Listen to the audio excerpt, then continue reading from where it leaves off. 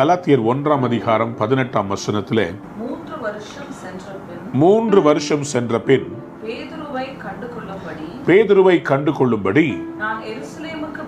நான் எருசலேமுக்கு போய் அவனிடத்தில் 15 நாள் தங்கியிருந்தேன். நான் 3 வருஷம் பிறகு, ஆஃப்டர் 3 years, அன்பார்ந்தவருடைய பிள்ளைகளே, இந்த 3 வருஷமும் கர்த்தர் இந்த மனிதனை தனியாக வைத்து புடமிட்டு அவரை உருவாக்கி கொண்டிருந்தார். 3 years இவர் தேவனுடைய சமூகத்தில் ஆயத்தமாக்கப்படுகிற ஒரு தலைவனாக கர்த்தர் இவரை உருவாக்கி கொண்டிருந்தார் என்று நாம் வாசிக்கிறோம். சில நேரத்தில் கர்த்தர் நம்மளை தனிமைப்படுத்தி அவரோடு கூட பலப்படுத்துவதற்காக நம்மை தனிமைப்படுத்துவார். கும்பல்ல வைக்க மாட்டார், தனிமைப்படுத்துவார். நம்ம அந்த நேரத்தில் யோசிக்கக்கூடாது, எல்லாரும் என்னை வெறுத்துட்டாங்கன்னு யோசிக்க கூடாது. தேவன் அப்படிப்பட்ட தனிமைப்படுத்துகிற ஒரு டைம். ஒரு மாணவனை நன்றாக படிக்க வேண்டும் என்று யோசிக்கிற ஒரு மாணவனை என்ன செய்வாங்க டீச்சர்? ஒருவேளை டிடென்ஷன் கிளாஸ் அல்லது எக்ஸ்ட்ரா கோச்சிங்காக அவங்க என்ன பண்ணுவாங்கன்னா உட்கார வைப்பாங்க. எதற்காக? அவன் இன்னும் நல்லா படிக்கணும். நல்ல ரேங்க் வாங்கக்கூடியவர்களை டீச்சர் ஸ்பெஷல் அட்டென்ஷன் வச்சு மற்ற மாணவர்களை விட அதிகமாக கூப்பிட்டு தனியாக அவங்களுக்கு எக்ஸ்பிளைன் பண்ணி இன்னும் அதிகமாக அவங்கள கோச் பண்ணுவாங்க ரேங்க் வாங்கிறதுக்காக. அதுபோல ஆண்டவர் நல்ல பேஸ்மெண்ட் ஒரு பைபிள் காலேஜ் அட்டென்ட் பண்ணுறார் பவுல். எப்படி? பரிசுத்த ஆவியானவரே அவருக்கு டீச்சர். அதனால தான் இதை ஆரம்பிக்கும் போது அவர் சொல்றார், நான் இதை ஒரு மனுஷன் மூலமாக அல்ல, கர்த்தரே எனக்கு போதித்தார் என்று சொல்லுகிறார். He learned about God through the scriptures that he had learned. அதிலிருந்து இயேசு யார், மேசியா என்கிற வெளிப்பாடை அவர் தெளிவாக பெற்று கிருபை என்றால் என்ன எல்லாவற்றையும் அவர் அறிந்து கொள்ளுகிறார். ஏனென்றால் இவர் ரட்சிக்கப்பட்ட பிறகு இவரை இம்மீடியட்டா யாரும் ஏற்றுக்கொள்ள விருப்பப்படலை. ஏனென்றால் இவர் சபையை துன்புறுத்துகிறவர். ஆகவே இவரை ஏற்றுக்கொள்ள அப்போஸ்தலர்கள் பயப்பட்டார்கள், சீஷர்கள் பயப்பட்டார்கள். ஆகவே இவர் தனிமைப்படுத்தப்பட்டு பரிசுத்த ஆவியானுடைய அடைக்கலத்திலே இவர் 3 வருடங்கள் வளர்கிறதை பார்க்க முடிகிறது. சொல்லுங்க அல்லேலூயா, சொல்லுங்க பார்ப்போம். அப்போஸ்தலர் 9:22 நாம் வாசிக்க போகிறோம். அப்போஸ்தலர் 9:22 சவுல் அதிகமாக திடம் கொண்டு இவரே கிறிஸ்துவென்று திருஷ்டாந்தப்படுத்தி தமஸ்குவில் குடியிருக்கிற யூதர்களை கலங்க பண்ணினான். அநேக நாள் சென்ற பின்பு யூதர்கள் அவனை கொலை செய்யும்படி ஆலோசனை பண்ணினார்கள். சோ இவர் அங்கிருந்து என்ன பண்ணப்படுறாங்க? தமஸ்குல இருந்து இவரை ஒரு கூடையில அவரை போட்டு அவரை அனுப்பி விடுறாங்க. அந்த கூடையில இவரை போட்டு அந்த ஊர்ல இருந்து இறக்கி விட்டு, ஏன்னா இவருக்கு ரிஸ்கா இருந்துச்சு, அங்கிருந்து இவர் இறக்கி விட்டு இவர் தப்பி எருசலேமுக்கு வரார். 26-27 வாசித்து பாருங்களேன். சவுல் எருசலேமுக்கு வந்து சீஷருடன் சேர்ந்து கொள்ள பார்த்தான். அவர்கள் அவனை சீஷர் என்று நம்பாமல் எல்லாரும் அவனுக்கு பயந்தார்கள். அப்பொழுது பர்னபா என்பவன் அவனை சேர்த்துக்கொண்டு சவுல கூட சேர்த்துக்கிறதுக்கு எல்லாரும் பயப்படுறாங்க. ஏன்னா இவன் சபையை துன்பப்படுத்துகிறவன். அன்புக்குரியவர்களே, இன்றைக்கு உங்களை குறித்து எல்லாரும் பயப்படலாம், அல்லது நம்ம கிறிஸ்தவர்களை குறித்து எல்லாரும் பயப்படலாம். ஆனால் பாருங்க, இந்த மனுஷனுடைய கடந்த கால வாழ்க்கையை பரிசுத்த ஆவியானவர் பார்க்கவில்லை. இவர் யாராய் மாறப்போகிறார் என்று பார்த்தார். கையவை தல்விய சொல்லாமா? இன்னைக்கு நீங்க கூட உங்க குடும்பத்துல சிலர் ரட்சிக்கப்படாததுனால அவங்கள குறித்து பயப்படுறீங்க. கர்த்தர் சொல்கிறார், அவர்களை என் பிள்ளைகளாக நான் மாற்றுவேன். என்னுடைய தாயார் எங்கள் குடும்பத்தின் ரட்சிப்புக்காக ஜெபிக்கும் போது பலர் எங்களுடைய வீட்டுக்கு வந்து அவங்களுடைய ப்ரேயர் பார்ட்னர்ஸாக சிபிஎம்ல இருந்து, அப்புறம் இந்த சன்னியாசினி சிஸ்டர்ஸ், இவங்க எல்லாரும் வந்து எங்கள் வீட்டில் பகல் நேரத்தில் அல்லது ஸ்கூல் முடிந்து வந்த பிறகு எங்கள் தாயாரை சந்திக்கிறதுக்கு வருவாங்க. எங்கள் தாயாருக்காக ஜெபிக்க வருவாங்க. அப்போ அவங்க ஜெபிக்கும் போது சொல்லுவாங்க, உங்கள் குடும்பத்தையே கர்த்தர் எடுத்து பயன்படுத்த போகிறாருமா. அப்போ எங்கள் குடும்பத்தில் யாரும் ரட்சிக்கப்படலை, எங்கள் அம்மா மட்டும்தான் ரட்சிக்கப்பட்டிருப்பாங்க. அப்போது அவங்க கண்ணீரோடு சொல்லுவாங்க, ஆமேன் அப்படின்னு சொல்லுவாங்க. ஏனென்று சொன்னால் அந்த அபிஷேகத்தின் அனுபவத்தை பெறாத ஒரு குடும்பத்திலே பாரம்பரிய சபையிலே நாங்கள் வளர்ந்ததினாலே எங்களுக்கு இந்த அபிஷேகம், ஆண்டவருடைய வல்லமையான ஊழியம், அற்புத அடையாளம், பிசாசு துரத்துற வல்லமை, இதை பற்றியெல்லாம் நாங்கள் ஒரு தெளிவில்லாமல் ஒரு அறிவில்லாமல் நாங்கள் ஓடிக்கொண்டிருந்தோம். ஆனால் கர்த்தருக்கு ஸ்தோத்திரம், கர்த்தர் எங்கள் குடும்பத்துக்கு சொன்ன வார்த்தையின்படியே கர்த்தர் எங்களுக்கு செய்தார். ஹல்லேலூயா. அன்பார்ந்த பிள்ளைகளே, எங்க குடும்பத்துல கர்த்தர் செய்த அந்த மறுரூபத்தை மறக்கவே முடியாது. எப்படி ஆண்டவர் சொன்னார் பாருங்க. இங்க கூட எருசலேமுக்கு இவர் தமஸ்கூல இருந்து புறப்பட்டு எருசலேமுக்கு வர்றாரு. அப்போ இவரை யாருமே ஏற்றுக்கொள்ளவில்லை. ஏன்னா எல்லாருக்கும் பயம். இவன் சபைகளை துன்பப்படுத்தினவன் ஆயிற்று, நிருபங்களை வாங்கி எல்லாரையும் அரெஸ்ட் பண்றவன் ஆயிற்று, கொலை செய்கிறவன் ஆயிற்று. ஸ்தேவான் கொல்லப்பட்ட போது அப்போஸ்தலர் 8ஆம் அதிகாரத்துல கடைசி வசனத்துல வாசிக்கிறோம், அவனுடைய வஸ்திரத்தை சவுல் என்பவனுடைய பாதத்திலே கொண்டு வைத்தார்கள். அது யாரும் இல்ல, பவுலா மாறின சவுல் தான். அப்படிப்பட்ட ஒரு மனிதனை ஆண்டவர் எப்படி என்கவுண்டர் பண்ணி மாத்தினார் தெரியுமா? ஆண்டவரே வெளிச்சமாய் தோன்றி தமஸ்கு பட்டணத்து வீதியில அவரை மாற்றினார். உங்கள் வீட்டையும் உங்கள் குடும்பத்தையும் கர்த்தர் அப்படியே மாற்றப் போகிறார். டைரக்டா என்கவுண்டர். நீங்க 1000 பேசினாலும் ஏற்றுக்கொள்ளாதவர்களை ஆண்டவர் பேசி மாற்றப் போகிறார். சொல்லுங்க அல்லேலூயா. ஆனால் இன்றைக்கு பர்னபாஸ்கள் தேவை. அப்போஸ்தலர் 9:27 வாசித்து பாருங்க. அப்போஸ்தலர் 9:27 அப்பொழுது பர்னபா என்பவன் அவனை சேர்த்து கொண்டு அப்போஸ்தலரிடத்தில் அழைத்து கொண்டு போய் வழியிலே அவன் கர்த்தரை கண்ட விதத்தையும் அவர் அவனுடனே பேசினதையும் தமஸ்குவில் அவன் இயேசுவின் நாமத்திலே தைரியமாய் பிரசங்கிக்கிறதையும் அவர்களுக்கு விவரித்து சொன்னான். கையவே தள்ளியா சொல்லாமா? பர்னபா இந்த சவுல் பவுலாக மாறினத அப்போஸ்தலர்களுக்கு எடுத்து சொன்னான். இன்னைக்கு நிறைய பேருக்கு தவறாக புரிந்து கொள்ளப்படுகிறவர்களை குறித்து தெளிவுபடுத்துவதற்கு பர்னபாக்கள் தேவை. இன்னைக்கு கிறிஸ்தவ சமுதாயத்திலே பர்னபாஸ் ரொம்ப தேவைப்படுறார். நான் சொல்லுகிறது பெயரின்படி எழுத்தின்படியான பர்னபா இல்ல, ஆவியிலே பர்னபாஸ் தேவை. ஏன் இந்த பர்னபாஸ்கள் தேவை? ஏனென்றால் இன்னைக்கு கிறிஸ்தவத்துல பிரிவினைக்கு நிறைய பேர் இருக்கிறாங்க. இவங்களை சேர்க்கக்கூடாது, அவனை சேர்க்கக்கூடாது, இவங்களுடைய இது அது அப்படின்னு சொல்லி. ஆனா பர்னபாஸ் பாருங்களேன், இவரை குறித்து இருக்கிற அந்த தவறான ஒப்பீனியனை கிளாரிஃபை பண்றதுக்கு இவரை கொண்டு இந்த எருசலேம்ல இருக்கிற அப்போஸ்தலர்கள்ட்ட இன்ட்ரடியூஸ் பண்ணி, பர்னபாஸ் ஏற்கனவே ஊழியத்தில் அவங்களோட இருக்கிறார். ஸோ அவர் என்ன பண்ணுறாரு, கொண்டு இவரை இன்ட்ரடியூஸ் பண்ணி, இவர் தமஸ்குல எப்படி அந்த மாற்றம் இவருக்கு வந்துச்சு, தமஸ்குல எப்படி பயப்படாமல் இவர் தேவனுடைய நாமத்தை குறித்து பேசினார் என்று தெளிவுபடுத்துகிறதை பார்க்கிறோம். எனக்கு அன்பான தேவனுடைய பிள்ளைகளே, இன்னைக்கு திருச்சபைகளிலே பர்னபாஸ்கள் தேவை. எல்லா சபை பிரிவினரையும் சேர்க்கிற ஒரு பர்னபாஸ் தேவை. எல்லாரையும் ஒன்றிணைக்கத்தக்கதாக பர்னபாஸ் இருந்தா கண்டிப்பா இந்த தேசம் கிறிஸ்தவர்களை பார்க்கும்போது அவர்கள் மதிப்பார்கள், பயப்படுவார்கள். ஜீவனுள்ள தேவனுடைய நாமத்தை தரித்தனா எதற்கும் பயப்பட வேண்டிய அவசியம் இல்லை. நம்மோடு இருக்கிறவர் பெரியவர். அவருக்கு தேவை நாம் ஒன்றாய் இருக்கிறது போல அவர்களும் ஒன்றாய் இருக்க வேண்டும் என்று விரும்புகிறேன். இதுதான் the high priest prayer of Christ Jesus. யோவான் 15, 16, 17 அதிகாரத்துங்களை வாசித்து பார்க்கும்போது அவர் தன்னுடைய ஜெபமாக அது ஏறெடுக்கிறார். நாம் ஒன்றாய் இருக்கிறது போல இவர்களும் ஒன்றாய் இருக்க வேண்டும் என்று விரும்புகிறேன். I think probably one of the most unanswered prayer of Jesus Christ would be the unity of the body of Christ. தேவனுடைய ராஜ்யத்தின் பிள்ளைகள் ஒருமனப்படுகிற இந்த காரியம், எனக்கு அன்புக்குரியவர்களே, கர்த்தர் நிச்சயமா இந்த காரியங்களை கொண்டு வந்தால் ஒரு பெரிய மாற்றம் நம்ம தேசத்துல வரும்.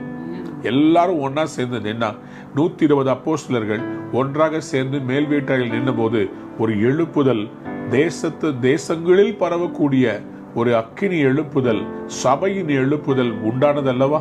அதே போல எல்லா தலைவர்களையும் ஒன்றா சேர்ந்தா எத்தனை பெரிய எழுப்புதல் வரும். சரி, இத சவுலை பவுலாக அவர் கொண்டு போய் அறிமுகப்படுத்துகிறார். அப்பொழுது இவர் என்ன செய்கிறார், அவன் கேபாவோட கூட இவர் தங்குகிற, அதாவது கேபான்னு சொல்லும் போது அதுதான் பேதுருவுக்கு மற்றொரு பெயர் செஃபாஸ் அப்படின்னு சொல்லுவாங்க. அது எதை குறிக்கிறதுனா கற்பாறையை குறிக்கிறது. ஸோ இவர் போய் அவரை பார்த்து அவரோட கூட 15 நாட்கள் அவர் தங்கி இருக்கிறதை நாம் பார்க்கிறோம். ஆனா இங்கே 19ஆம் வசனத்தை வாசிக்கலாமா? கலாத்தியர் 1:19. கர்த்தருடைய சகோதரனாகிய யாக்கோபை தவிர அப்போஸ்தலரில் வேறு ஒருவரையும் நான் காணவில்லை. பாருங்க, இங்க ஒரு பெரிய கலவரம் வருகிறது. அப்போஸ்தலர்கள் சிதறடிக்கப்படுகிறார்கள். எல்லா தேசங்களுக்கும் அவர்கள் கடந்து போகிறார்கள். ஆகவே இங்கே ஜெருசலேமில் பிராக்டிக்கலாக பார்த்தீங்கன்னா ஜேம்ஸ் என்கிற ஆண்டவருடைய சகோதரர் என்று அழைக்கப்படுகிறார்.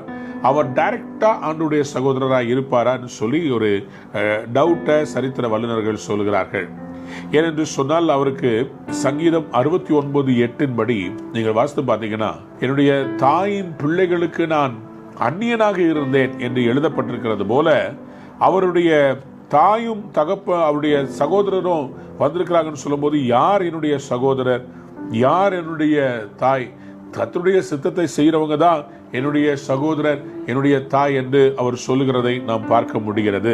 அப்போ இங்க இருக்கிற இந்த ஜேம்ஸ் சொல்றவரு அவர் யோசேப்புடைய குமாரனாகிய ஜேம்ஸா இல்லாம அவருடைய தாயுடைய சகோதரியுடைய மகனான ஜேம்ஸ் அண்ட் ஜோசஸா இருப்பார்கள் என்று சொல்லி, அதாவது தன்னுடைய சகோதரனை போல கசின் பிரதரா இருந்தா கூட என் சகோதரன் தானே சொல்லுவோம், அவராய் இருக்கக்கூடும் என்று சொல்லி அவர்கள் சொல்லுகிறார்கள்.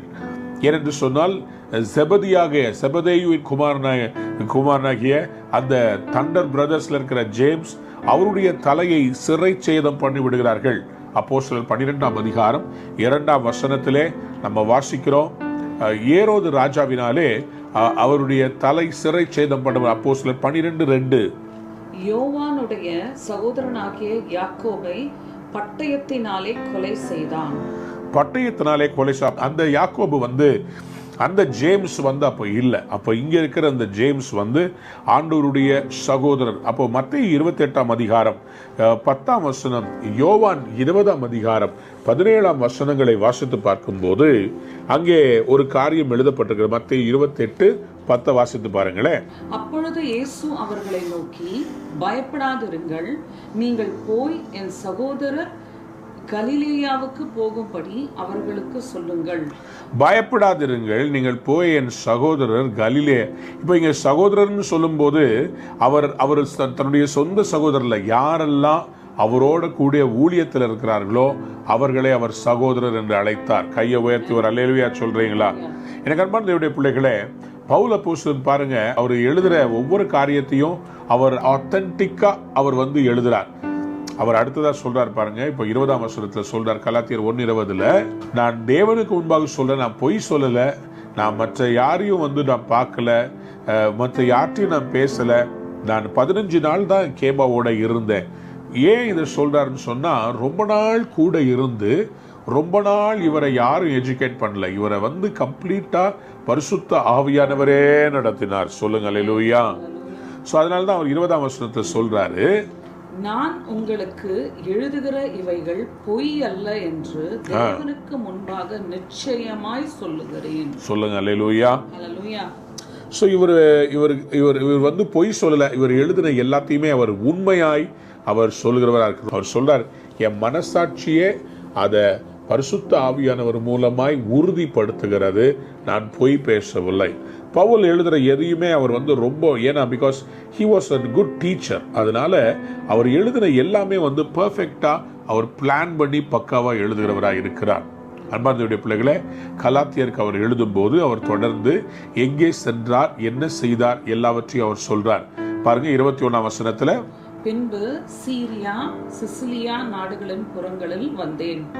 சீரியா சிலிசியா, நல்லா கவனிங்க, சீரியா சிலிசியா.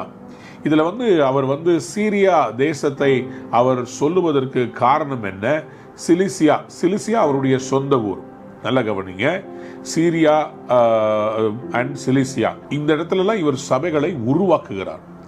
இன் சீரியா அண்ட் சிலிசியா இவர் என்ன பண்றாருன்னா, இவருடைய விசுவாசத்தை சொல்லி அங்கே சபைகளை இவர் நிறைய இடத்துல அவர் உருவாக்குகிறார்.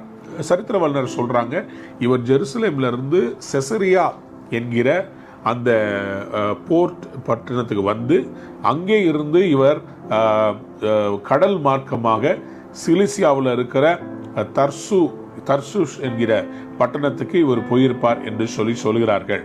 அப்போஸ்தலர் 15ஆம் அதிகாரம் 23ஆம் வசனத்தை வாசித்து பார்க்கும்போது, அப்போஸ்தலர் 15:23, இவர்கள் கையில் அவர்கள் எழுதி கொடுத்தனுப்பின நிருபம் ஆவது, அப்போஸ்தலரும் மூப்பரும் சகோதரருமாகிய நாங்கள் அந்தியோகியாவிலும் சீரியாவிலும் சிலிசியாவிலும் இருக்கும் புறஜாதியாராகிய சகோதரருக்கு வாழ்த்துதல் சொல்லி சொல்லுங்க அல்லேலூயா, சொல்லுங்க அல்லேலூயா. இவர் என்ன பண்றாருங்க பாருங்க, அந்தியோகியா, சீரியா, சிலிசியா இந்த எல்லா இடங்களுக்கும் இவர் நிருபங்களை எழுதி அனுப்புகிறார், அவங்கள வாழ்த்துகிறார். காரணம் என்ன? இதெல்லாம் அவங்களால கட்டப்பட்ட சபைகள். அந்த சபைகள் இவர் எல்லாமே வந்து பார்த்தீங்கன்னா அந்தியோகியா, Antioch became the center of Christianity. ஏன்னா அங்கே தான் கிறிஸ்தவர்கள் என்ன முதலாக அழைக்கப்படுறாங்க. அதே அப்போஸ்தலர் 15ஆம் அதிகாரத்தில் 41ஆம் வசனத்தை வாசித்து பார்க்கும்போது 41ஆம் வசனம் சொல்கிறது, சீரியாவிலும் சிலிசியாவிலும் தரித்திருந்து சபைகளை திடப்படுத்தினார். பவுல் அப்போஸ்தலன் சபைகளை திடப்படுத்துகிறதை நாம் பார்க்க முடிகிறது. கைகளை உயர்த்தி ஒரு அல்லேலூயா சொல்றீங்களா? So Paul is strengthening the churches. இவர் இங்கே போய் இந்த சீரியா சிலிசியாவில் அவர் போய் அதிகமாக அவர் டைம் செலவு பண்ணுறார். Cilicia is his native place, அவருடைய சொந்த ஊர். From there he has moved and he has taught all across the churches. எனக்கு அன்பான தேவனுடைய பிள்ளைகளே, இப்போ பவுல் அப்போஸ்தலனுடைய வேலை என்னன்னு பாருங்களேன். 22ஆம் வசனத்தில் வாசிக்கிறோம், கலாத்தியர் 1:22. மேலும் யூதேயா தேசத்திலே கிறிஸ்துவுக்குள்ளான சபைகளுக்கு முகமறியாதவனானேன். He was personally unknown to the churches of Judea. யூதேயாவில் இருக்கிற சபைகள்ல அதிகமாக இவர் ஊழியம் செய்யல. புறஜாதிகளுக்கு இவர் ஊழியம் செய்யும்படி தேவனாலே தெரிந்து கொள்ளப்பட்டு அவர் யூதேயா இல்ல, சமாரியா இல்ல, அதை தாண்டி இந்த மாசிடோனியா, சீரியா இந்த தேசங்களுக்கு போய் அவர் ஊழியம் செய்கிறதை நாம் பார்க்க முடிகிறது. கைகளை உயர்த்தி ஒரு அல்லேலூயா சொல்றீங்களா? ஹல்லேலூயா. ஆகவே நிச்சயமாய் இவருடைய ஊழியம் பார்த்தீங்கன்னா இவர் கொஞ்சம் கஷ்டம் தான். எப்படின்னு சொல்லி சொன்னா, இவரை யாரும் ஏற்றுக்கொள்ள, ஆனால் ஏற்றுக்கொள்ளாவிட்டாலும் இவர் ஆண்டவர் கொடுத்த அழைப்பை உறுதியாக செய்கிறார். அப்போஸ்தலர் 9ஆம் அதிகாரத்தில் நீங்க வாசிக்கும் போது அனனியா கிட்ட கர்த்தர் இவர் ரிஜெக்ட் பண்ணாத புறஜாதிகளுக்கு சுவிசேஷத்தை அறிவிக்கும்படி அவன் என்னாலே தெரிந்து கொள்ளப்பட்ட பாத்திரமாக இருக்கிறான். So Paul is not confused when people are not accepting him, because he has a calling to go to the Gentiles, அவருக்கு இருக்கிற ஒரு கிளாசிக் கான்ஃப்ளிக்ட் என்னன்னு சொன்னா, இருதயத்தில் நான் செய்கிற இந்த ஊழியத்தை மக்களுக்கு நான் சொல்லுவேன், ஆனால் என் அங்கீகரிக்கலாம், நான் போயிட்டே இருப்பேன், நான் போய் என்னுடைய ஊழியத்தை செய்யவேன். சொல்லுங்க அல்லேலூயா. 23ஆம் வசனத்தை வாசித்து பாருங்களேன். முன்னே நம்மை துன்பப்படுத்தினவனே, நான் அழிக்க தேடின விசுவாசத்தை இப்பொழுது பிரசங்கிக்கிறான் என்பதை மாத்திரம் அவர்கள் கேள்விப்பட்டிருந்து. அவங்க என்ன கேள்விப்பட்டிருக்கிறாங்க? முன்னாடி இருந்த லைஃப். இப்போ நிறைய பிரச்சனை என்ன தெரியுங்களா? முன்னாடி இருந்ததை கேள்விப்பட்டு அதை வச்சே ஜட்ஜ் பண்றது. இன்னைக்கு என்ன செய்யறாங்கன்றத பார்க்கறது கிடையாது. சவுலுடைய வாழ்க்கையில அவர் சவுலா இருந்தாரு, ஆனா இப்ப பவுலா மாறிட்டார். யூதேயாவில் இருக்கிற ஜனங்களுக்கு எப்போதுமே பழச பேசுறதே வேலையா போச்சு. இன்னைக்கு கூட சில பேர் பார்த்தீங்கன்னா பழசை தான் பேசிட்டு இருப்பாங்க. எவ்வளவுதான் நீங்க ஊழியம் பண்ணுங்க, பழச கிளறி விட்டு அவங்க யார் தெரியுமா, அவங்க வீடு என்ன தெரியுமா, அவர் எப்படிப்பட்டவர் தெரியுமா, ஆண்டவர் இன்னைக்கு அவங்களை எப்படி பயன்படுத்துறாங்கன்றத பார்க்கணும். பிரியமானவர்களை, யாரையுமே அவங்களுடைய கடந்த கால வாழ்க்கையை வச்சு ஜட்ஜ் பண்ண ட்ரை பண்ணாதீங்க. ஏன்னா அப்படி ஜட்ஜ் பண்ணோம்னா எல்லாருமே நம்ம we will be equally doomed and damned. But God, He always looks into the future. சொல்லுங்க ஆமென். அதான் நம்முடைய ஆண்டவர். அவர் நிகழ்காலத்தை அல்ல, கடந்த காலத்தை அல்ல, எதிர்காலத்தை பார்க்கிறவர். ஸோ இவங்க எல்லாரும் அவரை குறித்து பயப்பட்டு இருந்தாங்க. ஆனால் பாருங்க, கர்த்தர் இவரை எடுத்து பயன்படுத்துகிறத குறித்து அவங்க கேள்விப்பட்ட பிறகு அவங்க எப்படி மாறிட்டாங்கன்னா 24ஆம் வசனத்தை வாசிக்க முடிக்கலாம். என்னை பற்றி தேவனை மகிமைப்படுத்தினார்கள். கையை உயர்த்தி சொல்றீங்களா? அவரை பத்தி தவறா கேட்டவங்க கூட இப்போ என்ன ஆச்சுங்க, தேவனை மகிமைப்படுத்துகிற அளவு கர்த்தர் ரிப்போர்ட்டை மாத்தினார். இயேசுவின் நாமத்தை சொல்றேன், உங்களை பத்தி இருக்கிற எல்லா தவறான ரிப்போர்ட்டையும் கர்த்தர் இந்த காலை வேளையிலே மாற்றுவாராக. உங்களை பத்தி நீங்க கடன் வாங்கிட்டு திருப்பி கொடுக்க மாட்டீங்க அப்படின்ற அந்த ரிப்போர்ட்டை கர்த்தர் மாற்றுவாராக. நீங்க கர்த்தருடைய பிள்ளையா இருக்கிறதுக்கு முன்னாடி நீங்க வேற பாவ வாழ்க்கையில இருந்தீங்கல்ல, அந்த ஐடென்டிட்டி இயேசுவின் நாமத்தில் இன்றைக்கு மாறுவதாக.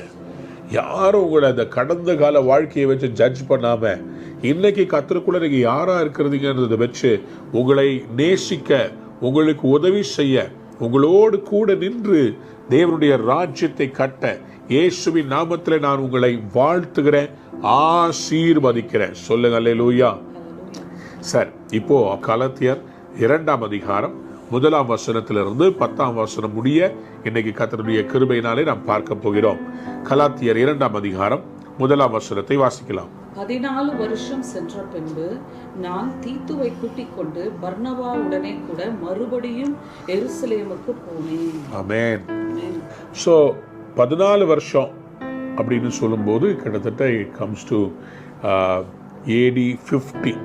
ஸோ அவருடைய விசிட் டு ஜெருசலேம் அது வந்து அப்போஸ்தலர் 15ஆம் அதிகாரத்தில் 1-4ஆம் வசனத்தில், அப்போஸ்தலர் 15ஆம் அதிகாரம் 1-4ஆம் வசனத்தில் நீங்கள் அதை குறித்து வாசிக்க முடியும். சிலர் யூதேயாவிலிருந்து வந்து நீங்கள் மோசேயினுடைய முறைமையின்படியே விருத்த சேதனம் அடையவிட்டால் ரட்சிக்க மாட்டீர்கள் என்று சகோதரருக்கு போதகம் பண்ணினார்கள். இதெல்லாம் வந்து நீங்கள் பார்த்தீங்கன்னா இவர் அந்த 14 வருஷத்துக்கு அப்புறமா இவர் போகும்போது இவருக்கு ஏற்பட்ட இந்த பிரச்சனைகள், இவர் 14 வருஷத்துக்கு அப்புறமா ஃபாஸ்ட் ஃபார்வர்ட் பண்ணி இங்கே கலாத்தியருக்கு அவர் சொல்கிறார், நான் மறுபடியும் எருசலேமுக்கு போகும்போது பர்னபாவையும் கூட தீத்தையும் அழைத்து கொண்டு இவர் போகிறார்.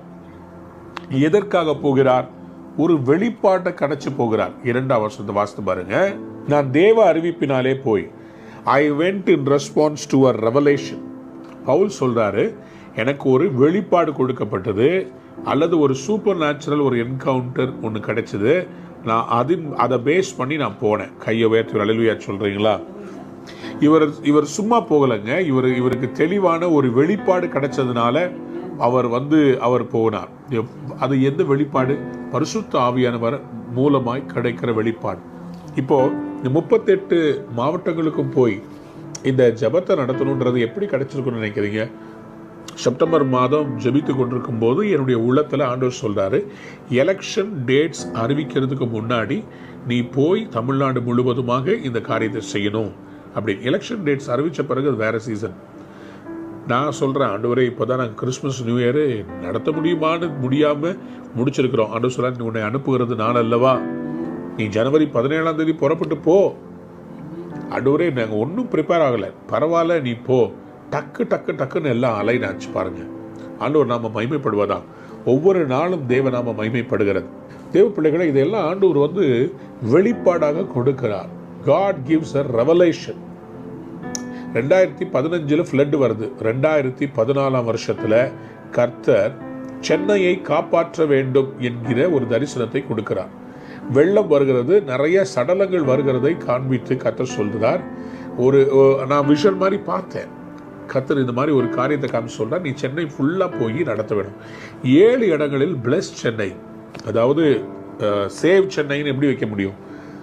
எல்லாரும் அதை வந்து அந்த ரெவலேஷனை வந்து கேலி பண்ணுவாங்க, சிரிப்பாங்க. ஆனால் கர்த்தர் சொன்னார், நீ பிளஸ் சென்னை சாபம் வரக்கூடாது, ஆசீர்வாதம் வரணும்னு சொல்லி ஜெபிக்க சொன்னார். நம்ப மாட்டீங்க, நாங்கள் கரெக்டாக அந்த மழை ஆரம்பிக்கிறதுக்கு முன்னாடியும் நாங்கள் கர்த்தருடைய கிருபையினாலே உபவாசத்தில் சிட்டி ஃபுல்லாக போய் ஜெபம் பண்ணோம். 2015 அந்த மழை பயங்கரமாக வரும்போது கூட அதுக்கு முன்னாடி 21 நாள் ஃபாஸ்டிங்கில் சென்னையில் இருக்கிற எல்லா தாழ்வான இடத்துக்கு போய் ஜெபிக்க சொன்னார். கர்த்தர் அதுபடியே கிருபையா உயிர் சேதம் இல்லாமல் காப்பாற்றினார். பொருள் சேதம் வந்தது, எங்கள் வீட்டுக்கே பொருள் சேதம் வந்துச்சு. ஆனால் அந்த பிளஸ் சென்னைன்னு 7 இடங்கள்ல கர்த்தர் நடத்த சொன்னது நிமித்தமாக உயிர் சேதம் வராமல் காப்பாற்றினார். கடந்த வருடம் அதே மாதிரி ஆண்டவர் வந்து நீர்நிலைகளுக்கு போய் ஜெபிக்க சொன்னார். ஃபாஸ்டிங் இருக்கும்போது கர்த்தர் சொல்றாரு, நீர்நிலைகளுக்கு போய் ஜெபம் பண்ணுங்கள். ஏனென்று சொன்னால் ஏரிகளில் இருக்கிற தண்ணீர் கரை உடைந்து சென்னையை ஃபுல்லா அழிக்க வரப்போது. செம்பரம்பாக்கம் ஏரிக்காக ஜெபிங்கள். அதே மாதிரி அந்த ரெட் ஏரிக்காக ஜெபிக்க சொல்லி ஆண்டவர் சொன்னார். நாங்கள் போய் ஜெபிக்கும் போது ஒரு பிரச்சனையும் இல்லை, மழை வந்து கொண்டிருக்கிறது. ஆனால் நாங்கள் ஜெபித்து ஆரம்பித்து அந்த 7 இடங்களில் போய் நாங்கள் ஜெபிக்க ஆரம்பிக்கும் போது ஒவ்வொரு நாளாக நியூஸ் வருது, செம்பரம்பாக்கம் ஏரி எல்லா ஏரிகளும் ஃபுல்லாயிருச்சு, எனி டைம் உடையும். அப்போ போய் நம்ம முன்னாடியே கர்த்தர் சொன்னதுனால போய் ஜெபிச்சதுனால சென்னையில் ஒரு பேராபத்து தவிர்க்கப்பட்டது. இல்லாவிட்டால் தாம்பரம் அப்படியே ஃபுல்லாக உள்ள தண்ணிக்குள்ளே போயிருக்கும். தாம்பரம், போரூர், வளசரவாக்கம் இவைகள் எல்லாம் பயங்கரமாக பாதிக்கப்பட்டிருக்கும். அன்பான தேவனுடைய பிள்ளைகளே, கர்த்தர் பாருங்களேன், நமக்கு முன்னாடியே வெளிப்பாடுகளை குறித்து சில காரியங்களை செய்ய சொல்கிறார். பவுல் அப்போஸ்தலன் அப்படிப்பட்ட ஒரு வெளிப்பாட்டு நிமித்தமாக தான் போகிறார். நான் தேவ அறிவிப்பினாலே போய் புறஜாதிகளிடத்தில் நான் பிரசங்கிக்கிற சுவிசேஷத்தை அவர்களுக்கு விவரித்து காண்பித்தேன். ஆயினும் நான் ஓடுகிறதும் ஓடினதும் வீணாகாதபடிக்கு எண்ணிக்கை உள்ளவர்களுக்கே தனிமையாய் விவரித்து காண்பித்தேன். கையை தள்ளிய சொல்றீங்களா? இவர் சொல்றாரு, நான் எல்லாருக்கும் இல்லைப்பா, நான் என்ன பண்ணேன், நான் எவ்வளோ ஓடினேன், அதெல்லாம் கொஞ்சம் பேருக்கு தான் சொன்னேன். ஏன்னா எல்லாரும் எல்லாத்தையும் அக்செப்ட் பண்ண மாட்டாங்க. உங்களுக்கு ஒன்றே ஒன்று சொல்கிறேன், எல்லாரும் உங்களை அக்செப்ட் பண்ணணும்னு நினச்சிங்கன்னா முடியாத காரியம். நம்ம தேவ அறிவிப்பை, தேவ வெளிப்பாடுகளை பெற்று சில காரியங்களை செய்யும் போது அது எல்லாருக்கும் புரியாது. ஆவியிலே ஒருமனப்பாடு இருக்கிறவங்களுக்கு மட்டும்தான் புரியும். பொழுது இந்த ஜபங்களை நடத்தும் போது there is a hard truth. Not everybody will understand.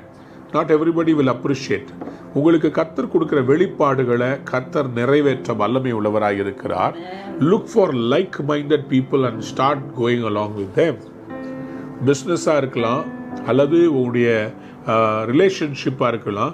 Start agreeing with people that God has united with you and keep progressing. கர்த்தர் இன்னைக்கு உங்களை பார்த்து சொல்றாரு, உனக்கு நான் ஏற்ற துணையை கொடுப்பேன், ஏற்ற இருதயத்துக்கு ஏற்றவர்களை கொடுப்பேன். Start working along with them.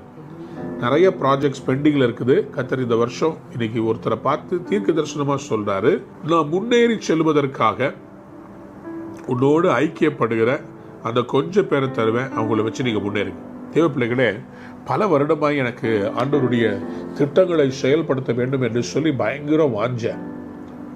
ஆரம்ப காலத்தில் எனக்கு தரிசனம் இருக்கும், ஆனால் அதை செயல்படுத்த ஆட்கள் இல்லாமல் இருப்பார்கள். 1-2 பேரை வச்சிருப்பேன், அவங்க பயங்கர கஷ்டப்படுத்துவாங்க. ஏதாவது ஒன்று சொன்னால் டக்குன்னு லீவ் போட்டுருவாங்க, ஏதாவது கேள்வி கேட்டால் வேலையை விட்டுட்டு போயிடுவாங்க. இப்போ ஆண்டவர்கிட்ட அழுது ஜெபிச்சு, ஆண்டவர் எனக்கு ஒரு சேனை தேவை ஆண்டவரே, எனக்கு ஒரு சேனை தேவை ஆண்டவரே. ஆண்டவருடைய கிருபை பாருங்க, ஆண்டவர் இன்னைக்கு ஒரு பெரிய சேனையை கொடுத்துருக்கிறார். ஒரு 25 பேர் டெய்லி எல்லா ஊருக்கும் இரவும் பகலுமா. இப்போ நான் இங்கே இருக்கிறேன், காஞ்சிபுரத்துக்கு டீம் போய் சேர்ந்து அவங்க ரெஸ்ட் எடுத்துட்டு நேற்று பெரம்பலூருடைய எடிட்டிங்கை நைட்டாக ரெடி பண்ணி, இப்போ எனக்கு நான் இதை முடிச்சுட்டு போகிறதுக்குள்ள 6 மணிக்குள்ளே எனக்கு நேற்றுடைய ப்ரமோவை ரெடி பண்ணி கொடுப்பாங்க. அதே மாதிரி சென்னையில் ஒரு டீம் வேலை செஞ்சுட்டு இருக்கிறாங்க. ஏன் கூட இந்த டீம் இப்போ போய் அந்த சவுண்ட் சிஸ்டம் எல்லாம் செட் பண்ணி அந்த சர்ச்சில் எல்லாத்தையும் ரெடி பண்ணி இன்னைக்கு மாலைக்கு வேண்டிய அத்தனை காரியங்களும் அவங்க செஞ்சு முடிப்பாங்க. இதெல்லாம் ஒரே நாளில் நடக்கலை. 15 வருஷம் ஊழியத்தில் 15 வருடங்கள் கழித்து உங்களுக்கும் அதே மாதிரி தான். Whatever vision God has given you, it will surely come to pass. சொல்லுங்க ஆமென், ஹல்லேலூயா. ஸோ அவர் எழுதுறாரு, I wanted to be sure I was not running and had not been running my race in vain. இவர் எடுத்து சொன்னார்னா அதை தட்டி கழிக்கிறவங்க கிட்ட இவர் பேச விரும்பல. Rather he wanted to explain to people who will really consider and understand the revelation. இவர் எதற்காக அழைக்கப்பட்டார்? இவர் யூதர்களுக்கு அல்ல, புறஜாதிகளுக்காக அழைக்கப்பட்டார். எதற்காக? நல்லா கவனிச்சுக்கோங்க. There is a problem here. He is bringing Titus along with him. தீத்து யார்? வாசிக்க 3ஆம் வசனம். என்னுடைய கூட இருந்த தீத்து கிரேக்கனா இருந்தும் விருத்த சேதனம் பண்ணிக்கொள்ளும்படிக்கு கட்டாயம் பண்ணப்படவில்லை. இப்ப பாருங்க, பேதுரு சுவிசேஷத்தை அவர் ஏற்றுக்கொண்டு அவருக்கு ஒரு தரிசனத்தை ஆண்டவர் காமிக்கிறார். ஒரு பெரிய துப்பட்டியில எல்லா அசுத்தமான மிருகங்களும் இறங்கி வருகிறது. ஆண்டவர் சொல்றார், எழுந்து அடித்து புசின்னு சொல்றார். என்னன்னு அந்த தரிசனத்தை யோசித்துட்டு இருக்கும் போது 2வது தடவையும் அதே மாதிரி வருகிறது. இந்த சுவிசேஷத்தை போய் கொர்நேலி அறிவிக்கணும்னு சொல்லிட்டு கொர்நேலி கிட்ட இந்த மாதிரி ஒருத்தர் அங்கே இருப்பார், அவரை கூட்டிட்டு வான்னு சொல்லி அவங்க ஆளுங்க நிற்கிறாங்க கொர்நேலியு வீட்டுக்கு கூட்டிட்டு போறதுக்கு. கொர்நேலியு யார்? அவர் ஒரு Italian. he belongs to the Roman army. So அவருடைய அந்த செஞ்சுரியன் 100க்கு அதிபதின்னு சொல்லுவார்கள். ஸோ அந்த கொர்நேலியுடைய வீட்டுக்கு ஆண்டவர் இவரை போக சொல்றார். இட் இஸ் லைக், எப்படி சொல்றதுன்னு தெரியல. உதாரணமாக சொல்றேன், இப்போ நம்ம இருக்கிறோம், கர்த்தருடைய பிள்ளைகளுக்கும் திடீர்னு ஆண்டவர் சொல்றாரு, நீங்க அந்த பூசாரி வீட்டுக்கு போங்க அப்படின்னு சொல்றது மாதிரி. தேவ பிள்ளைகளை, பீட்டருக்கு அது புரியவே இல்லை. ஆனா கர்த்தர் அந்த தரிசனத்தை காமிச்சதுனால போனாரு. கொர்நேலி வீட்டில் பரிசுத்த ஆவி ஊற்றப்பட்டது, இது எல்லாத்தையும் பார்த்தார். ஆனா பவுல ஸ்பெஷலா புறஜாதிகளுக்கு சுவிசேஷம் அறிவிப்பதற்காக கர்த்தர் தெரிந்தெடுத்தத இவங்க ஒத்துக்கிட்டாங்க. ஆனா என்ன பிரச்சனைன்னு சொன்னா, அவங்கள யூதர்களா மாற்றணும், அவங்களுக்கு எல்லாம் விருத்த சேதனம் பண்ணணும், யூத முறைமையின்படி அவங்க வாழணும்னு சொல்லி கட்டாயப்படுத்தினாங்க. அதுல பவுல் என்ன பண்ணிட்டாரு, இவருக்கு கொஞ்சம் ப்ரெஷர் வந்தோன்னா இந்த ஜூடியன் ரீஜியன்ல ரொம்ப ரிச்சுவலிஸ்டிக்கா இருந்ததுனால பேதுரு என்ன பண்ணிட்டாரு, இதுக்கு இணங்கிட்டார். ஆமா, ரட்சிக்கப்படுறவங்களுக்கெல்லாம் விருத்த சேதனம் பண்ணணும்னு சொல்லி பேதுரு கொஞ்சம் இணங்கிட்டார். பவுல் இணங்கல. இந்த ஃப்ரீடம் இன் கிரைஸ்ட், கிறிஸ்துவுக்குள்ள ஒருத்தர் இருந்தா புது சிருஷ்டியா இருக்கிறான், பழையவைகள் ஒளிந்து போயின, பழைய பிரமாணங்கள் அழிக்கப்பட்டுச்சு, விருத்த சேதனம் பண்ண வேண்டிய அவசியம் இல்லைன்றத பவுல் சொல்லி தீத்துவை தான் கூட வச்சிருக்கிறாரு. தீத்துவுக்கு விருத்த சேதனம் பண்ணல, ஏன்னா அவர் கிரேக்கர். he did not do it, Paul did not do it. So இதை எருசலேம்ல ஒரு பெரிய குழப்பமா கொண்டு வர்றாங்க. You understand? Paul was rejected by some of the apostles, and some of them who are very jealous about his ministry எப்படி குறை கண்டுபிடிக்கலாம்னு சொல்லி பவுலை இந்த காரியத்தை நிமித்தமாக அவங்க டிஸ்கிரெடிட் பண்றாங்க. வாட் எவர் பால் டிட், அதுல தான் அவர் சொல்றாரு, நான் ஓடினதும் நான் வீணாய் போகாதபடிக்கு நான் எல்லாத்தையும் சொல்லாம நான் சில பேர்கிட்ட மட்டும் சொல்றேன்னு சொல்றாரு. எதுக்கு? இவருக்கு இந்த மாதிரி அந்த வெளிப்பாடு கிடைச்சிருக்குது. கர்த்தர் நம்மளை திருப்பியும் நுகத்துல மாற்றவர்ல நம்ம விடுதலைக்காக அழைத்திருக்கிறார். சொல்லுங்க அல்லேலூயா. ஸோ இது ஏன் எழும்புச்சுன்னு சொல்லி 4ஆம் வசனத்தில் சொல்றாரு பாருங்க. கிறிஸ்து இயேசுவுக்குள் தமக்கு உண்டான சுயாதீனத்தை உளவு பார்த்து நம்மை நியாயப்பிரமாணத்திற்கு அடிமைகளாகும் பொருட்டாக பக்க வழியாய் நுழைந்த கள்ள சகோதரன் நிமித்தம் அப்படி ஆயிற்று. பக்க வழியாய் வந்த கள்ள சகோதரன், உண்மையான சகோதரர் இல்ல. கிறிஸ்து இயேசுவுக்குள் நமக்கு உண்டான சுயாதீனம், இங்கிலீஷ்ல போட்டிருக்குது பியூட்டிஃபுல்லா, the freedom we have in Christ Jesus. the freedom, இயேசுவின் நாமத்தில் சொல்றேன், கர்த்தர் நமக்கு கிறிஸ்து இயேசுவின் மூலமாக ஒரு பெரிய விடுதலையை கொடுத்திருக்கிறார். கையை உயர்த்தி ஒரு பெரிய ஹல்லேலூயா சொல்லுங்க பாப்போம். somebody say hallelujah. இன்னைக்கு இயேசுவின் நாமத்தில் சொல்றேன், உங்கள் ஜாதி, உங்களுடைய எல்லா விதமான கெட்ட பழக்க வழக்கங்கள், சம்பிரதாயங்கள், சாபங்கள், தலைமுறை சாபங்கள் எல்லாத்திலிருந்தும் கர்த்தர் உங்களுக்கு விடுதலை கொடுத்திருக்கிறார். You are no more under the curse. You are free through Jesus Christ. இயேசு கிறிஸ்துவின் மூலமாக நீங்கள் விடுவிக்கப்பட்டிருக்கிறீர்கள். You are free in Jesus Christ. யாராவது ஒரு பெரிய அல்லேலூயா சொல்றீங்களா? அன்பான தேவனுடைய பிள்ளைகளே, இந்த வசனங்களை வாசித்து பார்க்கும்போது you can understand the mind of Paul. He is a man who is working for the Gentiles to come to Christ. புறஜாதிகள் இயேசு கிறிஸ்துவை அறிந்து கொண்டு அவருக்குள் வளர வேண்டும் என்று சொல்லி இன்னைக்கு உங்களுக்கு சொல்றேன், புறஜாதிகள் கர்த்தருடைய ராஜ்யத்துக்குள்ள வர வேண்டும். உடனே ஒரு சொல்றேன் கேட்டுக்கோங்க. நீங்க கர்த்தருடைய பிள்ளையா மாறிட்டீங்கன்னா எதையாவது செய்து அவரை பிரியப்படுத்தணும்னு ட்ரை பண்ணாதீங்க. He already loves you. What did I say? Enjoy the freedom in Christ. அவர் உங்களை நேசிக்கிறார். என் பிள்ளைங்க இருக்கிறாங்க, என் பிள்ளைங்க என்னை நேசித்தாலும் நேசிக்காவிட்டாலும் நான் அவங்கள நேசிப்பேன். என் பிள்ளைகளுக்கு அவங்க டெய்லி குட் மார்னிங் சொல்லனா கூட நான் நேசிப்பேன். I love them unconditionally because they are my children. But I will be more happy if they do my will. நான் என்ன விருப்பப்படுறனோ அதை செஞ்சாங்கன்னா, நான் பைபிள் காலேஜ் பண்ணணும்னு விருப்பப்படுறேன், பண்ணாங்கன்னா சந்தோஷம். என் மகள் இப்பொழுது என் கூட ஊழியத்தில் வர்றது, இட் இஸ் ஹர் டெசிஷன். நான் புஷ் பண்ணல, நீ என் கூட வந்துதான் ஆகணும்னு சொல்லலை, அவளே டெசிஷன் எடுத்து சொல்கிறான். Daddy I want to come, எல்லா வில்லேஜஸ்க்கும் நான் வர்றேன், எங்கே நீங்கள் எனக்கு இடம் கொடுத்தாலும் நான் தரையில் கூட படுத்துக்கிறேன் அப்படின்னு சொல்லி இந்த கீழே தான் மெத்தையை போட்டு she is sleeping and she is so happy. அது பார்க்கும்போது எனக்கு என்ன ஆகுங்க, என் பிள்ளைய பார்த்தா எனக்கு எப்படி இருக்கும்? ஆசீர்வதிக்கணும்னு இருக்காதா இல்லையா? Because she is doing the will of the father. தேவனுடைய ஊழியத்தை செய்கிறதுக்கு நான் வரேன், அவளும் அந்த வில்லை நிறைவேற்ற வேண்டும், அந்த சித்தத்தை நிறைவேற்றணும் வரும்போது I am more happier. But I love her unconditionally. இதுதான் நம்ம புரிந்து கொள்ள வேண்டும். ஆகவே கிரைஸ்ட் ஜீசஸ்குள்ள நமக்கு விடுதலை இருக்குது. யாரையும் ஒருத்தர் வந்தாங்கன்னா உடனே நீங்கள் செருப்பு அவுக்கணும், நீங்கள் முடியை இப்படி தான் சீவணும், நீங்கள் இப்போ சர்ச்சுக்குள்ளே வரதா இருந்தால் இதெல்லாம் அவங்க மேலே சொல்லி நியாய தீர்க்குது. சட்டையை இவ்வளோ தூரத்துக்கு போடுங்க, இதை பண்ணுங்க அதை பண்ணுங்க, எல்லாமே மாறுவாங்க. அவங்களுக்கே தெரியும் இது பரிசுத்த குலைச்சல். ஒரு ட்ரெஸ்ஸு போடுறவங்களுக்கே தெரியும் இது மற்றவங்களை ஈர்க்குதா இல்லை இது நல்லா அழகாக இருக்குதா. அழகு வேற, ஆபாசம் வேற. ஒரு பொருள் அழகாக இருக்குன்னா ஒருத்தவங்களை தவறாக நடத்தாது, அதை பார்த்து ரசிப்புக்கலாம், அதுதான் அழகு. ஆனால் ஆபாசம் என்பது அழகை தாண்டி வேற உணர்ச்சிகளை தூண்டுறதுக்கு பேர் தான், அந்த காம உணர்வுகளை தூண்டுறது தான் ஆபாசம். ஸோ நீங்கள் ட்ரெஸ்ஸை மாற்றும் போது இது அழகா இல்லை ஆபாசமான, I don't know why I'm saying this, but it's a good thing, right? எதுவாக இருக்குது, is it beautiful or is it lustful? Is it beautiful? My dress, நான் என்னுடைய if I'm going to wear a dress, you have to be careful. If you are a big maid, you better be careful about covering your upper portion of the body. You don't want to tempt others, so it has to be done in grace. இது நமக்கே அது ஞானம் இருக்கணும். நம்மளே என்ன பண்ணணும், we have to be intelligent enough to understand is it beautiful or is it lustful?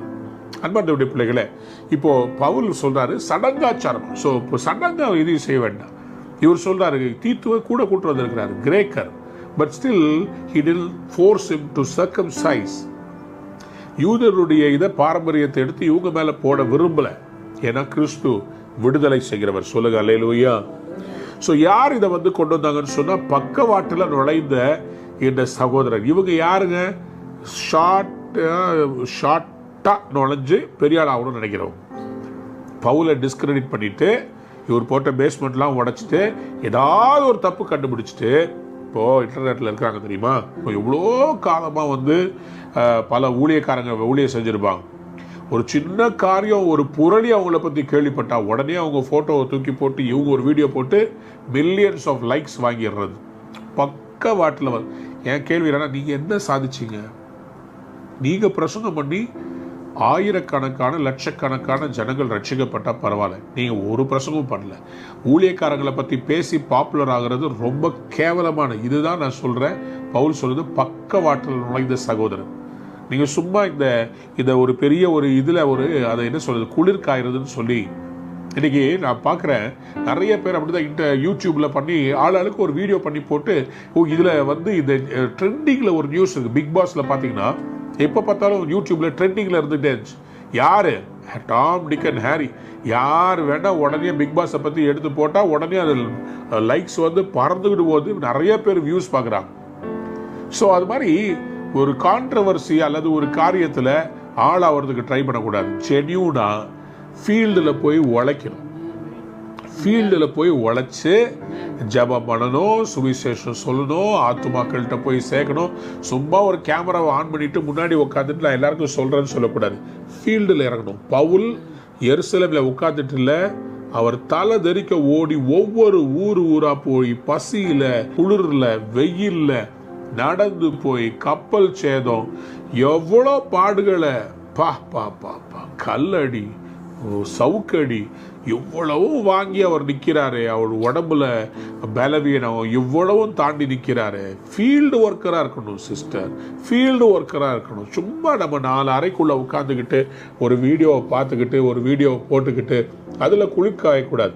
பக்கவாட்டில் வந்திருக்கிற சகோதரர்கள் பவுலுடைய ஊழியத்தை டிஸ்கிரெடிட் பண்ணும்படி அவங்க ட்ரை பண்ணாங்க. ஆனால் கர்த்தர் நல்லவர், அவர் கூட இருந்து நம்மை விடுவிக்கிறவராக இருக்கிறார். சொல்லுங்க அல்லேலூயா. 5ஆம் வசனத்தில் அவர் சொல்றாரு பாருங்க, சுவிசேஷத்தின் சத்தியம் உங்களிடத்திலே நிலைத்திருக்கும்படி நாங்கள் ஒரு நாளிகையில் ஆகலும் அவர்களுக்கு கீழ்ப்படிந்து இணங்கவில்லை. கையை உயர்த்தி அல்லேலூயா சொல்றீங்களா? அழகா பவுல் சொல்றாரு, we did not give in to them for a moment. நாங்க என்ன பண்ணல, ஏன் விட்டு கொடுக்கல? for the truth of the gospel might be preserved. சத்தியத்தை நாங்கள் ப்ரிசர்வ் பண்ண விரும்புகிறோம். ஏன்னா பைபிளில் போட்டிருக்குது, யோவான் 8ஆம் அதிகாரத்தில் 32ஆம் வசனத்தில், சத்தியத்தை அறிவீர்கள், சத்தியம் உங்களை விடுதலையாக்கும். அடுத்தது, குமாரன் உங்களை விடுதலையாக்கினால் மெய்யாகவே. சரி, குமாரன் தான் உங்களை விடுதலையாக்கிட்டாரே. எதுல இருந்து? உங்களை நியாயப்பிரமாணத்தின் சாபத்திலிருந்து விடுதலை ஆக்கிட்டாரு. உங்களை வந்து நித்திய ஆக்கினையிலிருந்து விடுதலை ஆக்கிட்டாரு. உங்களை பாவத்திலிருந்து விடுதலை ஆக்கிட்டாரு. அப்போ நீங்க பழச எதுக்கு சுமக்கணும்? ஞானஸ்தானம் எடுத்தாச்சு, இதுக்கு பிறகு எதுக்கு விருத்த சேதனம்? ஞானஸ்தானத்திலே நான் பழைய மனுஷன் கிடையாது, நான் புதுசா மாறிட்டேன்னு சொல்றது அடையாளம் ஆயிடுச்சு.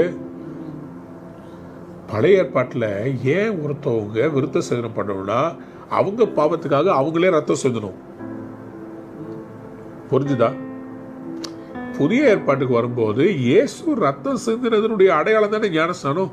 அந்த ஞானஸ்தான தொட்டியில் இறங்கும் போது எனக்காக ரத்தம் சிந்தினார். அந்த ரத்தத்துல கழுவப்பட்டு வெளியே புதிய மனுஷன். அப்புறம் இதுக்கு திருப்பியும் வந்து கத்தியை தூக்கி உடம்புல வைக்கணும், விருத்த சேதனம் பண்ணணும்?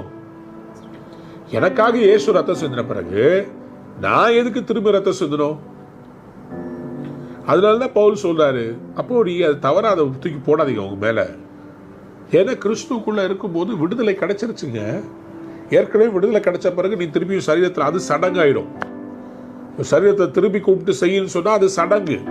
இந்த ஜெருசலேமுக்கு போயிட்டு ஒரு பொருளை வாங்கிட்டு வந்து இது ஹோலி வாட்டர், இது வந்து ஜெருசலேம்லேருந்து கொண்டு வந்ததுன்னு சொல்லி அதை விக்கிரகமாக மாற்றிடாதீங்க. அடையாளத்துக்கு கொண்டு வரலாம். அங்கேருந்து இது நான் போனேன், அப்போது வந்து இப்போ இந்த ஸ்கூலில் வந்து நம்ம வச்சுருக்கோம்ல, நான் ஃபஸ்ட்டு எழுதின புக்கு, அப்புறம் ஸ்கூலில் மரத்தில் இருந்து விழுந்த இலையை தூக்கி நோட் புக்கில் வச்சு வச்சுருப்பீங்க. அது விற்கிறதும் இல்லை, அதை நீங்கள் வணங்குறது இல்லை, ஆனால் ஒரு அடையாளத்துக்கு வச்சுருப்பீங்க. அதை ஒட்டி வச்சுருந்தீங்கன்னா அது ஓகே. ஸோ நீங்கள் அப்போ அங்கே என்ன போனேன், எனக்கு அங்கே அடையாளமாக ஜெருசலேம்லேருந்து ஜெருசலேம்னு போட்ட ஒரு இது சாசர் வாங்கிட்டு வந்தேன், அது வீட்டில் வைங்க, பிரச்சனை கிடையாது. பட் ஆனால் அதை புனிதம் என்று சொல்லி அதை தொட்டு கும்பிடுறது, அதை தொட்டு முத்தம் கொடுக்கறது, இதெல்லாம் விக்கிரகமாக மாறிவிடும், அதெல்லாம் சடங்காக மாறிவிடும். கர்த்தர் நம்மளை விடுவிச்சிட்டார். ஆவியா இருக்கிறார். ஆவியா இருக்கிற தேவனுக்கு ரூபம் இல்லை, ஆகவே சொரூபமும் கிடையாது. சொல்லுங்க அல்லேலூயா.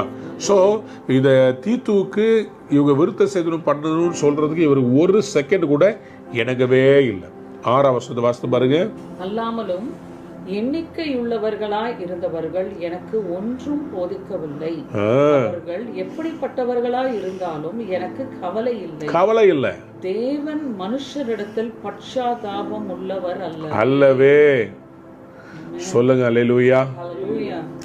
எண்ணிக்கை உள்ளவர்கள், and those who are held in high esteem, நிறைய பேரால மதிக்கப்படுறவங்க இருக்கிறாங்கல்ல, அவங்க whatever they were makes no difference. ஒரு சொல்றாரு, majority is popular opinion is not correct opinion.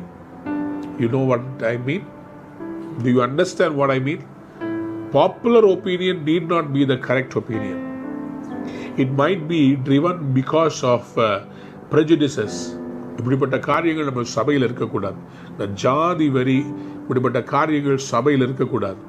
என் ஜாதியில் இருக்கிறவங்க மட்டும்தான் தலைமத்துவத்தில் இருக்கணும், என் ஸ்தாபனத்தில் இருக்கணும், எங்கள் ஊழியத்தில் இருக்கணும். இதெல்லாம் வந்து தவறான கொள்கைகள். பவுல் பாருங்களேன், அவர் he is open, he is a Jew but he is walking with a Gentile. அவர் சொல்றாரு, தேவன் பட்சபாதம் உள்ளவர் அல்லவே, அவர் யூதர்களை மட்டும் நேசித்து புறஜாதிகளை நேசிக்காம இல்லை. பாப்புலர் ஒப்பீனியன் அப்போ ஜூடேயாவில் ஜெருசலேமில் என்னன்னு சொல்லி சொன்னால், கர்த்தர் யூதர்களை மட்டும்தான் மேஜராக நேசிக்கிறாரு, மற்றவங்களுக்கெல்லாம் சுவிசேஷம் சொல்லி செகண்ட் கிளாஸ் சிட்டிசன் சொல்லி வச்சிருக்கிறாங்க. ஆனால் பவுல் சொல்றார், no, God is not a God of favouritism. ரோமர்கள் நிருபம் 2ஆம் அதிகாரம் 11ஆம் வசனத்தில் சொல்றார். இங்கேயும் சொல்றாரு பாருங்க, தேவன் பட்சபாதம் உள்ளவர் அல்ல. He is not a god of favoritism. So அப்படி யார் அவரு? 7ஆம் வசனத்தை வாசிக்கலாம். அதுவும் அல்லாமல் விருத்த சேதனம் உள்ளவர்களுக்கு அப்போஸ்தலனாய் இருக்கும்படி பேதுருவை பலப்படுத்தின புறஜாதிகளுக்குள் அப்போஸ்தலனாய் இருக்கும்படி என்னையும் பலப்படுத்தினபடியினார். பேதுருவை வந்து ஆண்டவர் வந்து அழைச்சது வந்து இந்த விருத்த சேதனம் பண்ணப்பட்டவங்களுக்கு பேதுருவை அழைச்சார். ஆனா என்ன, புறஜாதிகளுக்காக ஆண்டவர் அழைச்சாரு. அதனால தான் என்னையும் பர்னபா மேலையும் கையை வச்சு ஜெபம் பண்ணி என்ன பண்ணாங்க, புறஜாதிகளுக்கு சுவிசேஷம் அறிவிக்கும்படி அனுப்பிச்சு விட்டீங்க. ஆனா நாங்க திருப்பி வந்து அங்க நடந்ததெல்லாம் உங்களுக்கு சொல்றோம். இப்ப நீங்க என்ன பண்ணக்கூடாது, புறஜாதிகளை யூதர்களா மாற்ற ட்ரை பண்ணக்கூடாது, கிறிஸ்தவர்களா மாற்றணும். சொல்லுங்க அல்லேலூயா. You don't try to make people Jewish, you make people Christians. So நம்மளும் கூட நம்ம கர்த்தருடைய பிள்ளைகளாக இருக்கும்போது we need to understand. இவர் எப்படி பவுல் பாருங்க, he is very clear. இவர் சொல்றாரு பீட்டரை எதுக்காக அனுப்பினார். அப்போஸ்தலர் 10ஆம் அதிகாரத்தில் 1-48 வசனம், அப்போஸ்தலர் 15:7 வாசித்து பாருங்களேன். அப்போஸ்தலர் 15:7 வாசிக்கலாம். ஆக்ட்ஸ் 15:7 பாருங்களேன்.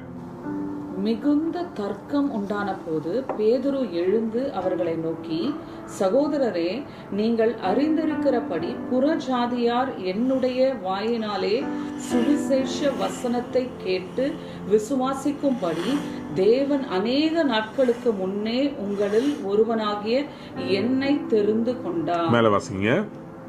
இருதயங்களை அறிந்திருக்கிற தேவன் நமக்கு பரிசுத்த ஆவியை தந்தருளினது போல அவர்களுக்கும் தந்தருளி அவர்களை குறித்து சாட்சி கொடுத்தார். சரி. விசுவாசத்தினாலே அவர்கள் இருதயங்களை அவர் சுத்தமாக்கி நமக்கும் அவர்களுக்கும் யாதொரு வித்தியாசமும் இராதபடி செய்தார். இப்படி இருக்க நம்முடைய பிதாக்களினாலும் நம்மால் சுமக்க கூடாதிருந்த நுகத்தடியை சிலர் கழுத்தின் மேல் சுமத்தினதனால் நீங்கள் தேவனை சோதிப்பானேன். கர்த்தராகிய இயேசு கிறிஸ்துவின் கிருபையினாலே அவர்கள் ரட்சிக்கப்படுகிறது எப்படியோ அப்படியே நாமும் ரட்சிக்கப்படுவோம் என்று நம்பி இருக்கிறோமே என்றான். சத்தமா அல்லேலூயா சொல்றீங்களா? சோ புறஜாதிகளுக்கு சுவிசேஷம் அறிவிக்கிறத குறித்து இவங்க தெளிவா அண்டர்ஸ்டாண்ட் பண்ணிக்கிறாங்க. இது என்ன பண்ணணும், மோசேயுடைய அந்த லா என்ன பண்ணணும், இது எல்லாம் அந்த எல்டர்ஸ் டிசைட் பண்ணி அதுக்கு பிறகுதான் நீங்க பாத்தீங்கன்னா 22 வசனத்தை வாசித்து பாருங்க. அப்போஸ்தலர் 15:22. அப்பொழுது தங்களில் சிலரை தெரிந்து கொண்டு பவுலோடும் பர்னபாவோடும் அந்தியோகியாவுக்கு அனுப்புகிறது அப்போஸ்தலருக்கும் மூப்பர்களுக்கும் சபையார் எல்லோருக்கும் நலமாக கண்டது. பாருங்க. அல்லேலூயா சொல்லுங்க.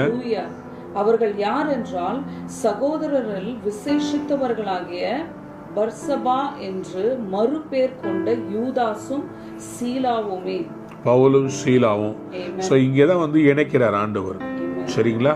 ஸோ இந்த டீம்ல தான் பாருங்க, புறஜாதிகளுக்கு சுவிசேஷத்தை அறிவிக்கிறதுக்காக அந்தியோகியா பட்டணத்துக்கு அனுப்பி விடுறாங்க. கிளாரிட்டியை கொண்டு வர்றாங்க இந்த பாடி ஆஃப் கிரைஸ்ட். அன்பார்ந்தவருடைய பிள்ளைகளே, ஏன் இதை சொல்றேன்னு சொன்னா, பவுலுடைய ஊழியத்தில் இப்பொழுது ஒரு டேர்னிங் பாயிண்ட் வருது. பிகாஸ் இந்த ஜெருசலேம் இருக்கிற கவுன்சில் இவர் அக்செப்ட் பண்றாங்களா இல்லையான்னு சொல்லி எல்லா இடத்துலையும் ஒரு சர்ச்சை வருது. இப்போ இவர் இங்க எல்லாத்தையும் இவங்களை எக்ஸ்பிளைன் பண்ணி எல்லாத்தையும் சொல்றாரு. கூடவே தீத்துவையும் கொண்டு வந்திருக்கிறார். ஆனா கர்த்தருக்கு ஸ்தோத்திரம், கர்த்தர் எல்லாருடைய கண்களிலும் தயவு கிடைக்க பண்ணி அங்கே இருந்த அந்த மூவரும் பவுலை அக்செப்ட் பண்ண விஷயத்தை இப்ப நம்ம 9ஆம் வசனத்தை வாசிக்க போறோம். வாசிங்க.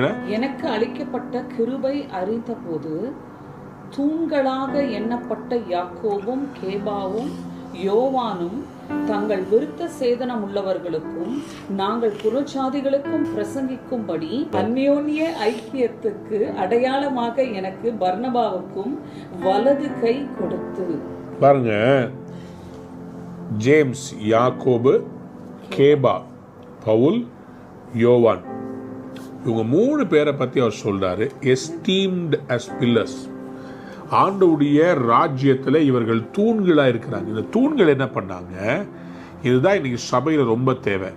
they gave the right hand of fellowship when they recognize the grace given to me. இப்போ நான் என்ன சொல்ல வரேன்னா, நல்லா கவனிங்க. இப்போ இவங்க ஊழியம் செய்யறாங்க, இவங்களுக்கு நான் என்ன செய்யணும்? இப்போ நீங்க இருக்கிறீங்க, ஊழியம் பண்றீங்க.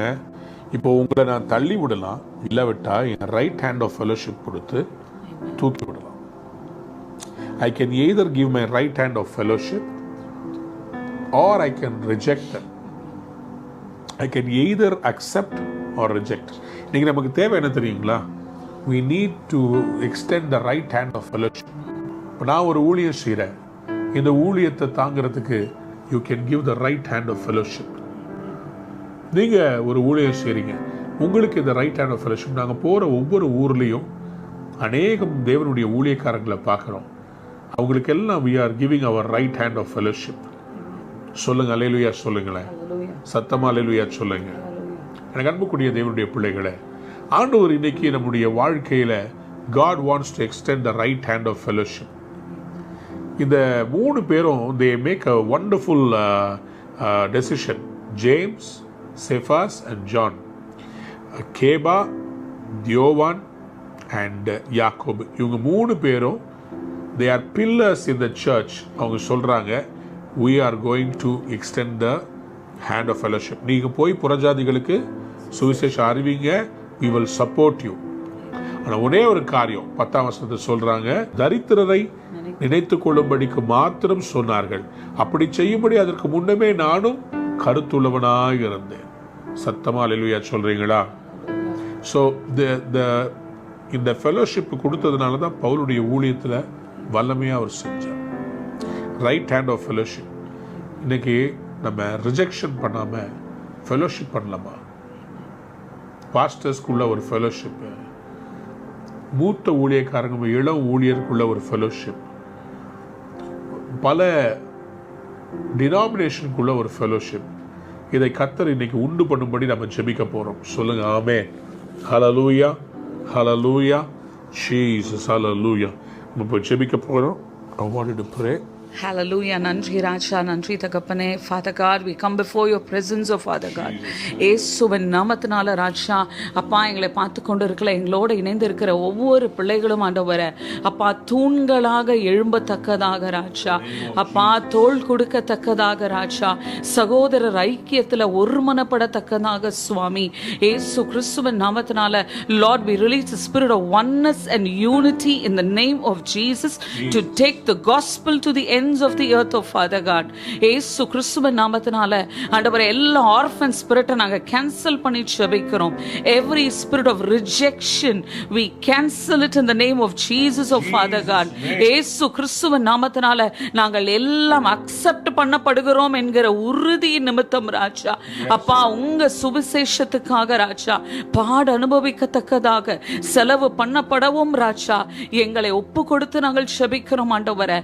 எப்படி பிதா குமாரன் பரிசுத்த ஆவியானவர் இணைந்து ஐக்கியத்துல each other they complement each other, அதே போல ஆண்டவரே நாங்களும் ஆண்டவரே ஊழியர்களோடு இணைந்து ராஜா தரிசனங்களை சுமந்து செல்லத்தக்கதாக கரங்களை கொடுக்கத்தக்கதாக, Lord, we extend our hand for your extension of the gospel, oh Father God. இயேசு கிறிஸ்துவின் நாமத்தினால ஒவ்வொருவரையும் ஆசீர்வதிக்கிறேன் ஆண்டவரே. அப்பா பிள்ளைகள் இருக்கிற சபைகளில் ஐக்கியங்களில் ராஜா தூண்களாக நிறுத்தத்தக்கதாக இயேசுவின் நாமத்தினால நாங்கள் ஆசீர்வதிக்கிறோம் ராஜா. அப்பா நீங்க பார்ஷியல் காட் இல்ல ஆண்டவரே, அப்பா எல்லா பார்ஷியாலிட்டியும் இயேசுவின் நாமத்தினால கேன்சல் பண்ணி ஜெபிக்கிறோம் ஆண்டவரே. அப்பா ஒவ்வொருவரின் அழைப்பை உணர்ந்து ராஜா, Lord, for whatever they are called, oh Father God, and wherever they are, let them go forth in the name of Jesus, oh Father God. எல்லா கன்ஸ்ட்ரெயின்ஸையும் எல்லா சோர்வுகளையும் அப்பா தேவையில்லாத காரியங்களை மனசுல போட்டுக்கொள்ளாதபடி ராஜா வேதத்தை கைகளில் எடுத்துக்கொண்டு ராஜா சுவிசேஷத்தை அறிவிக்கத்தக்கதாக ராஜா இந்த கடைசி நாட்களில் செல்லத்தக்கதாக நாங்கள் எங்கள் கரங்களை கொடுக்கிறோம், எங்கள் முழங்கால்களை கொடுக்கிறோம். நாங்கள் ஆவியில் ஐக்கியப்பட்டு ஒருமனப்பட்டு ஊழியர்களோட விஷனரியோட நிற்கத்தக்கதான கிருபையை தருவீராக ராஜா. ஆசீர்வதிக்கிறோம் ஆண்டவரே. We want to declare the freedom in Christ this morning.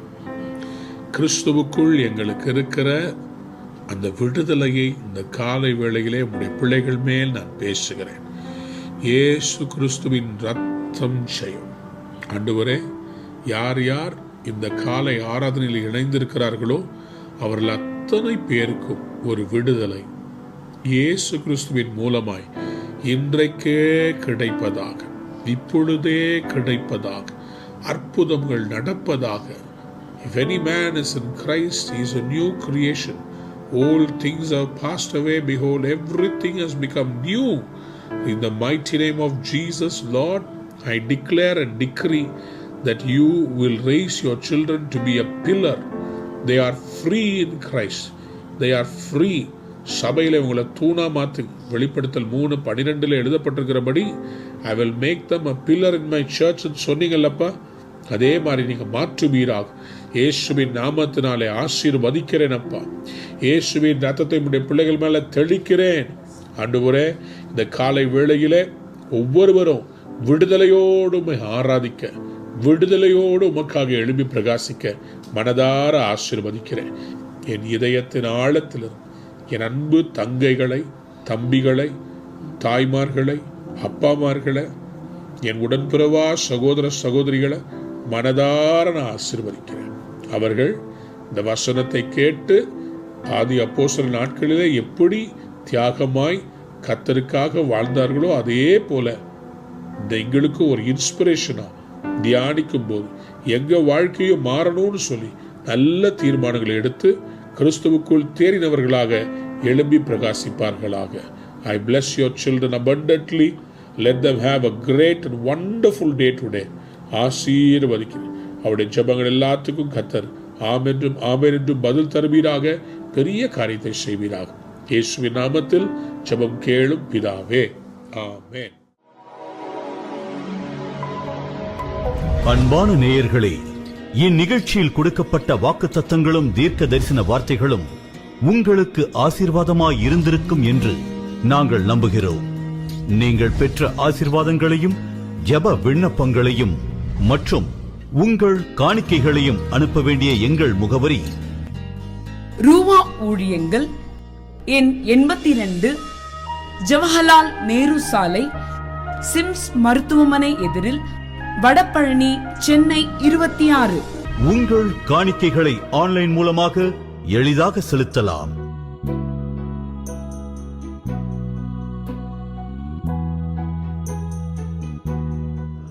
எங்கள் இணையதள முகவரி www.ruhaministries.org.